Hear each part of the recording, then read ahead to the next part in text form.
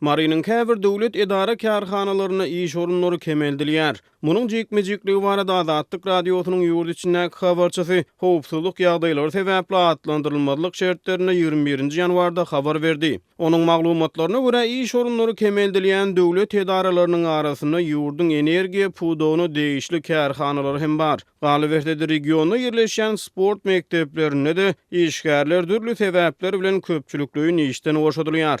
Vilayatyň ähli sport mekteplerine gaz edaralarda, tog edaralarda iş orunlary kemeldilýär. İşgärler işden boşadylýar diýip Azatlygyň habarçy taýdýar. Häkimiýetler dürli sebäplere salgylanyp raýatlaryň iş orunlaryny kemeldýär. Sport mekteplerine tälimçileriň ustaatlyk derejesini görkezýän resmi namalarynyň ýokdugy olaryň işden boşadylmagyna sebäp bolup bilýär. Sport mekteplerine tälimçiler KMS, ýagny tälimçileriň ustaatlyk derejesini görkezýän dokumentleriniň ýokdugy sebäpli işden boşadyldy. Gaz edaralaryna kevşirlejilerden syna galyndy.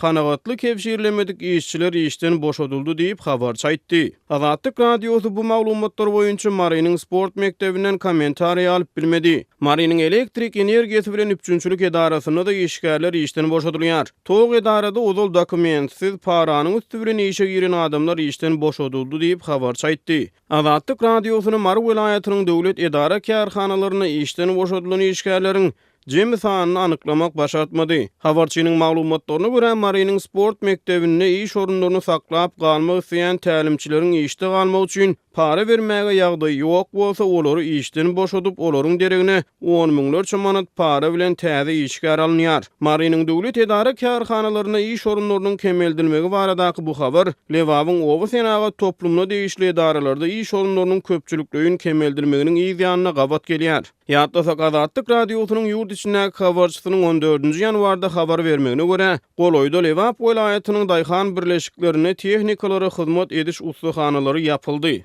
Her birleşikde azyndan 10 töwere usta kevşirleji we garawul işsiz galdy. Türkmenistanyň hökümeti synçylaryň aýtmagyna görä ýurtda giň ýaýran işsizlik barada ynamdar sanlary ýaşgär etmeýär.